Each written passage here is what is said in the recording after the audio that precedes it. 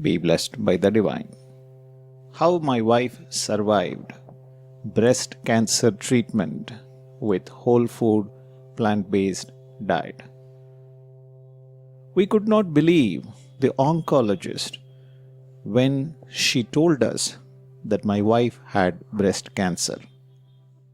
Our mind rebelled and my wife scoffed at her.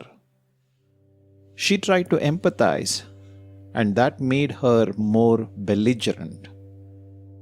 Fast forward to a surgery for a chemo port and the first chemo. As the red devil, one of the famous chemo drugs, dripped through her veins, some parts of the body started to feel hotter than the other. Fast forward through 3 chemos and she got introduced the white demon, another chemo that dehydrated her so much that she dried up so much and her spine got bent, and to this day her back can act up like it had gotten traumatized sometime in the past. The devil and the demon stopped cancer from growing within her, but in the process they were drying her up and making her nauseous. Our son, Dr. Achyutan Ishwar, raced up to stop her from succumbing to the heat welling up within her in the following manner.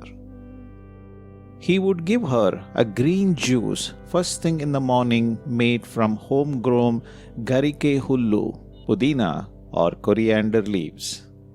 In an hour, this was followed by lemon juice with date syrup without taking away its fibers. Soon it would be time for lunch. Her tongue was all spiked up with heat. A carpenter could have used it instead of his sandpaper, and he would have marveled at how good her tongue was.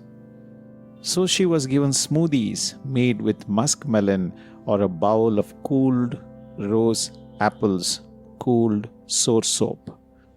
She detested watermelon as it felt rough against her skin, and she could not stand any other fruit. She simply clung to those 3 fruits through those days. Like a pregnant woman, the steam arising from steamed rice and dal could churn her stomach and bring up the bile. So he would give her cooled food. She was so particular that every vegetable that she ate had to be diced tiny, as anything that shaped her tongue would send up the bile.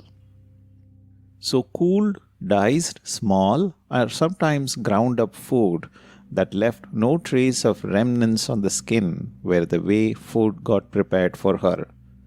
Cruciferous, cruciferous, and more cruciferous.